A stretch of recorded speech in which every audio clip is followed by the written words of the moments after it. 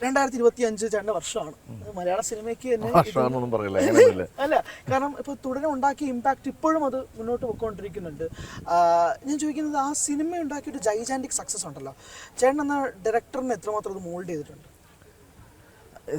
നമ്മൾ success failure എന്ന് പറയുന്ന കോൺസെപ്റ്റിൽ വന്നത് ഇത് ആർട്ടാണ്. ആർട്ട് സ്പെസിഫിക്കലി കാണുന്ന പ്രേക്ഷകനെ ആനന്ദിപ്പിക്കുക എന്നുള്ളതാണ് നമ്മുടെ ഐഡിയ. അപ്പോൾ എന്നെ സംബന്ധിച്ചിടത്തോളം ഞാൻ ജാവ ചെയ്യുമ്പോഴും ഒരു ആർട്ട് ചെയ്യുന്നു, അത് ആളുകളെ ആനന്ദിപ്പിക്കണം. ഓക്കെ, ആനന്ദം കൂടുമ്പോൾ ഫിനാൻഷ്യലി ഉള്ള ബെനിഫിറ്റുകൾ കിട്ടണം.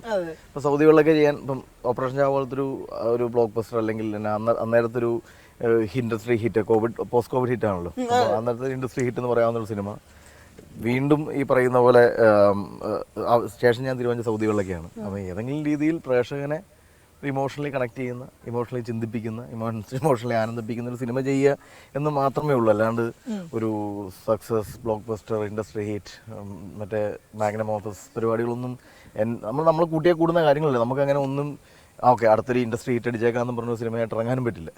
അപ്പം എൻ്റെ ഐഡിയ എനിക്ക് സന്തോഷിക്കാവുന്നൊരു സ്പേസ് ഉണ്ടാക്കുക, അതിൽ ഞാൻ കുറേ സന്തോഷിക്കുക, ആ സന്തോഷത്തിൻ്റെ റിസൾട്ടായിട്ടൊരു പ്രോഡക്റ്റ് ഉണ്ടാകുക, ആ പ്രോഡക്റ്റ് ആളുകളെ സന്തോഷിപ്പിച്ചാൽ സന്തോഷിച്ചില്ല എന്ന് പറഞ്ഞാൽ നമ്മൾ വീണ്ടും അതിന് വേണ്ടിയിട്ട് പണിയെടുക്കുക, അത്രേ ഉള്ളൂ. അല്ലാണ്ട് ഇതൊരു ബാധ്യതയോ ഇതൊരു ഖനമോ ഭാരമോ ആയിട്ടൊന്നും വെച്ചോണ്ടിരുന്നിട്ട് കാര്യമില്ല.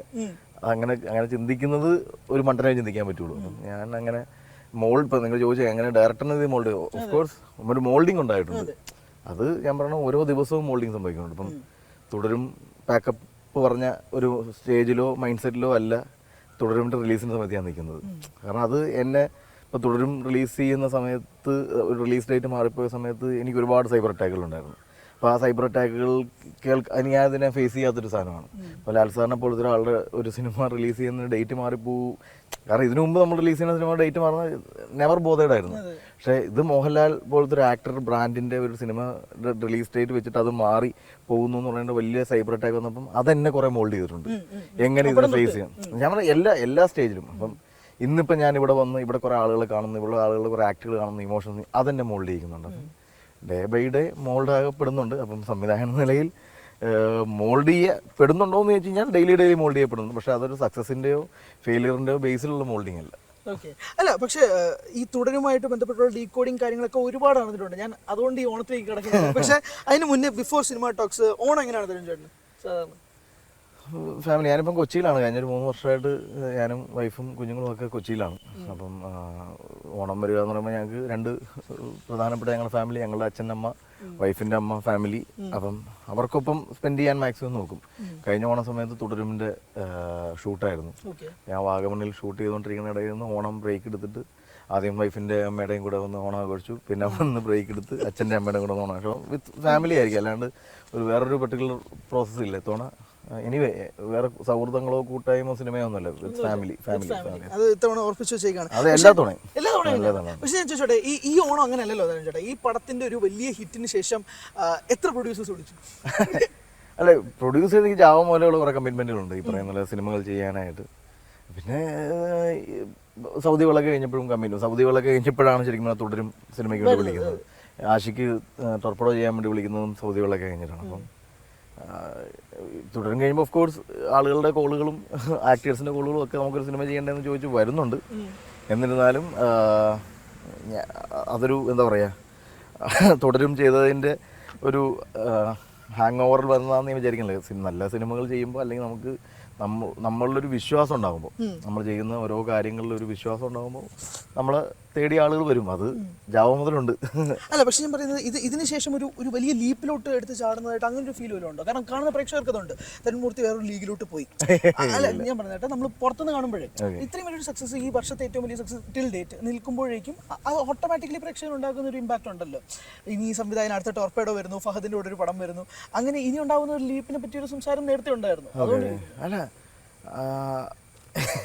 അങ്ങനൊരു വലിയ സിനിമകൾ മാത്രം ചെയ്യുന്ന ആളായിട്ടൊക്കെ എന്നെ ദയവ് ചെയ്ത് മുദ്ര കുത്തരുത്. കാരണം എനിക്ക് ഞാൻ ഭയങ്കര അൺപ്രഡിക്റ്റബിൾ ആയിട്ടൊരു ഫിലിം മേക്കറായിട്ട് നിൽക്കണം എന്ന് ആഗ്രഹിക്കുന്ന ആളാണ്. എന്ത് അയാൾ നെക്സ്റ്റ് ചെയ്യും, അയാളുടെ ഒരു സിനിമയുടെ ജോണറുകൾ എന്തായിരിക്കും എന്നൊന്നും ഒരാൾക്കും ഒരിക്കലും എന്നെ ജഡ്ജ് ചെയ്യാൻ പറ്റരുത്. ഞാൻ ജഡ്ജ് ചെയ്യപ്പെട്ട് കഴിഞ്ഞാൽ ഞാൻ തീർന്നു.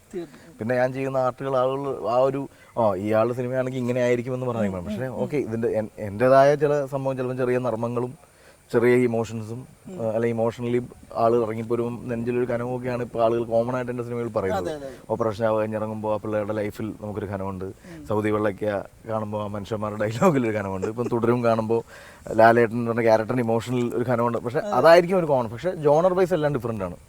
ഇപ്പം ഓപ്പറേഷൻ ജാവ അല്ല സൗദി വെള്ളയ്ക്ക, സൗദി വെള്ളയ്ക്ക അല്ല തുടരും, ഓപ്പറേഷൻ ജാവ അല്ല തുടരും അല്ല സൗദി വെള്ളയ്ക്ക. അപ്പം അങ്ങനെയുള്ളൊരു കോൺട്രഡിക്ഷൻസ് കീപ്പ് ചെയ്യാൻ ശ്രമിക്കാറുണ്ട്. ഇപ്പം നെക്സ്റ്റ് വരാൻ പോകുന്ന ടോർപ്പിഡോ ഇതൊന്നും ആവരുതെന്നാണ് എൻ്റെ പ്രീ പ്രൊഡക്ഷനിലുള്ള പ്ലാനുകൾ. അപ്പം അൺപ്രഡിക്റ്റബിൾ ആയിട്ട് നിൽക്കുക. വൺസ് തരുൺമൂർത്തിയുടെ സിനിമ ഇങ്ങനെ ആയിരിക്കും എന്നൊരു പ്രേക്ഷകൻ വിചാരിക്കുന്നിടത്ത് ഞാൻ തോറ്റു. പിന്നെ ഞാൻ സിനിമയായിട്ട് കാര്യമില്ലാന്ന് വെച്ചിരിക്കുന്ന അവസ്ഥ. ഇതുവരെ ഉണ്ടാവുന്ന ഒരു ജോണറും അല്ല ടോർപേഡോ എന്ന് നമ്മൾ അതേപോലത്തെ ഒരു മേക്കിംഗ് സ്ട്രക്ചർ അല്ല. അതുകൊണ്ടാണ് എൻ്റെ എല്ലാ സിനിമകളിലും പുതിയ പുതിയ ടെക്നീഷ്യൻസ് ഒക്കെ വന്നുകൊണ്ടിരിക്കുന്നത്. ഇപ്പം ഓപ്പറേഷൻ ജാവ ഒരു ടെക്നീഷ്യൻസും സൗദി വെള്ളയ്ക്ക് റിപ്പീറ്റ് ചെയ്തിട്ടില്ല. എഡിറ്ററും സൗണ്ട് ഡിസൈനേഴ്സും. പക്ഷേ പ്രധാനമായിട്ടും എൻ്റെ കാഴ്ചയും ശബ്ദവും ഞാൻ മാറ്റാൻ ശ്രമിക്കാറുണ്ട്. അപ്പം അതൊരു പുതുമ. ഇപ്പം ജാവയിലത്തെ ഫൈസിദ്ദിഖല്ല സൗദി വെള്ളക്കയിലേക്ക് വന്നപ്പം വേറൊരു ക്യാമറമാനാണ്. അവരാരും അല്ല തുടരും ചെയ്യുന്നത്. അതാണ് ഇയാളുടെ സിനിമകൾക്കൊക്കെ വേറെ ലുക്ക് ആൻഡ് ഫീലും ഉള്ളത്. അപ്പം അത് എൻ്റെ ബോധപൂർവ്വമുള്ള ശ്രമമാണ്.